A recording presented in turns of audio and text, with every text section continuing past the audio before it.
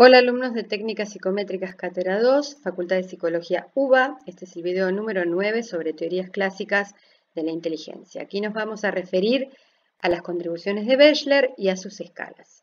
Como decíamos en el video anterior, Bechler es un psicólogo estadounidense, o fue un psicólogo estadounidense, que en el año 1939 presentó su primera escala de medición de la inteligencia, en este caso para adultos, y presentó también la noción de coeficiente intelectual por desviación como reemplazo del coeficiente intelectual en términos de cociente que había presentado Binet y que había tenido una duración desde el año 1905 hasta el año 1939. Es decir, que es el creador del coeficiente intelectual que indica distancia a la media, que es el que utilizamos hasta nuestros días y que utilizan sus escalas. Además de esto, Bechler en el año 1939 presenta el primer test de inteligencia para adultos que fue el WISE. En realidad está hecho para adolescentes y para adultos. Tenemos las versiones WISC que son para niños y adolescentes y las versiones WIPSI que son para preescolares. Él definía la inteligencia como la capacidad global o agregada para pensar racionalmente, obrar con propósito y habérselas de manera efectiva con el medio ambiente. Él decía que no iba a meterse en el problema de hablar de capacidad global o agregada, es decir, si era una suma de habilidades la inteligencia o era una configuración que era mucho más que una suma. Él no habla del concepto de Gestalt en su obra del 39, pero de alguna manera está diciendo que la inteligencia puede ser o bien una suma de habilidades específicas o bien una configuración gestáltica de esas habilidades específicas. Y que esas habilidades específicas a su vez se podían agrupar en tres grandes grupos o tres grandes clases: la inteligencia verbal, la inteligencia ejecutiva y la social. La inteligencia verbal, de algún modo, está representada por todas aquellas habilidades en donde los seres humanos somos capaces de manipular signos y símbolos, es decir, las habilidades que tienen que ver con palabras, letras, números, pero también con iconos no verbales como contenidos figurativos, como por ejemplo los iconos del Windows, los iconos o emoticones que utilizamos en WhatsApp, la lectura de mapas, la lectura de croquis, la interpretación de fotografías, etcétera, etcétera. Todo esto tiene contenido verbal, aunque no sea el que tradicionalmente entendemos como verbalidad. Todo lo que sea icónico, la manipulación de signos y símbolos de algún tipo de iconografía, implica la inteligencia o capacidades verbales. La inteligencia o capacidades ejecutivas están dadas por la manipulación de objetos concretos, como por ejemplo tareas como arreglar una heladera. Y la inteligencia social tiene que ver con la capacidad de solucionar problemas sencillos en la vida cotidiana.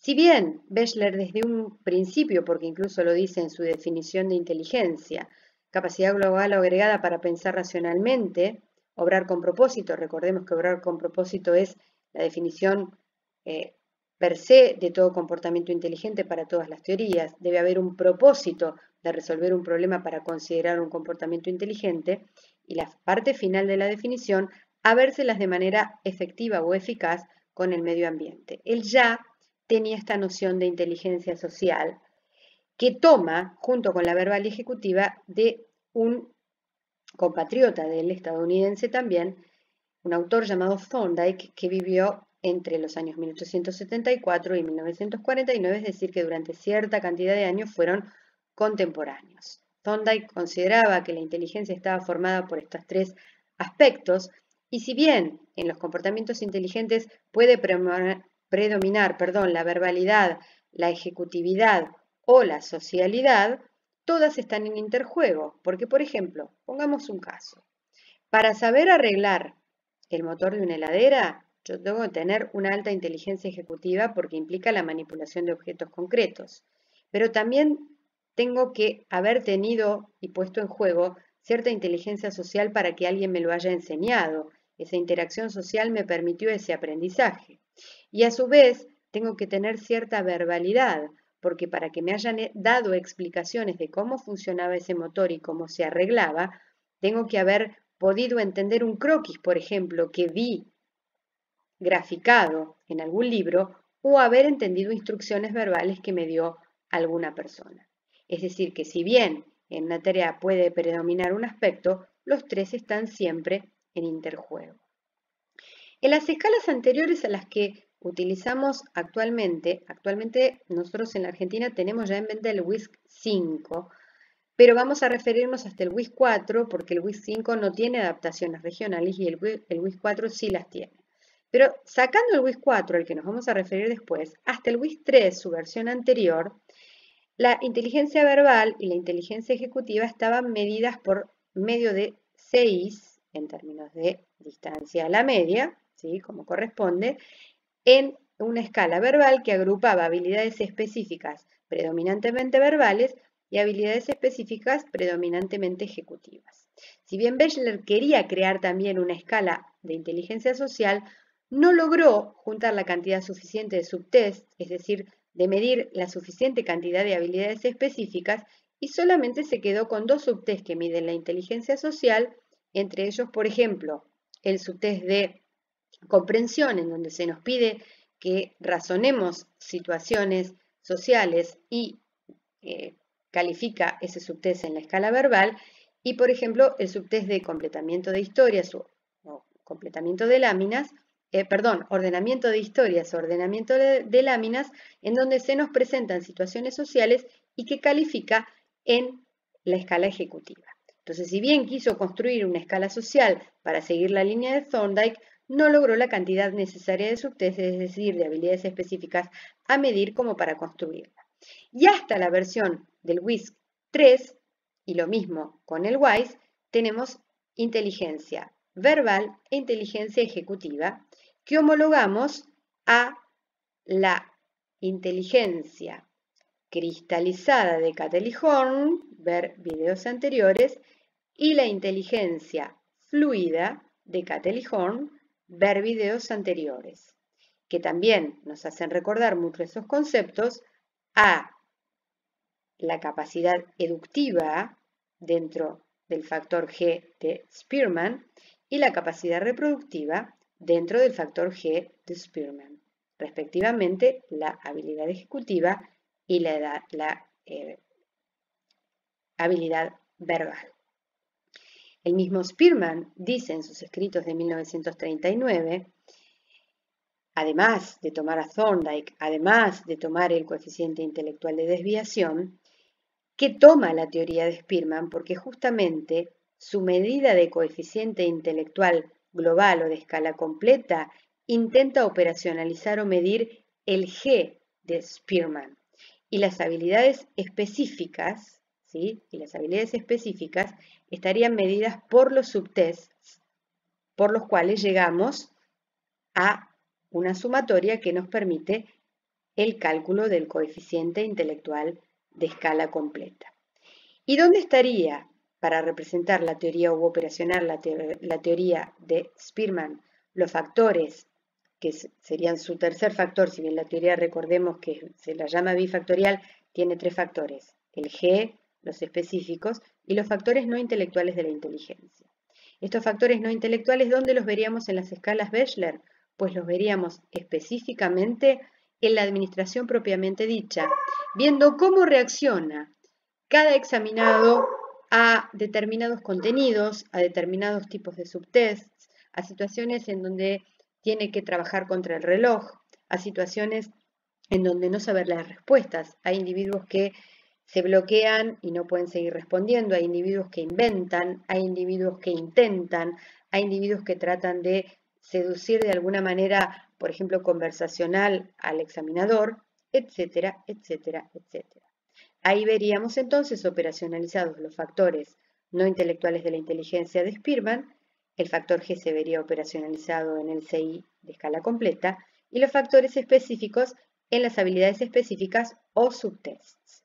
Esto no está en los manuales actuales de Bechler, pero sí está en la obra de Bechler de 1939, es decir, que las escalas Bechler, hasta el WISC 3 en concreto, buscan operacionalizar la teoría de Spearman, ¿sí?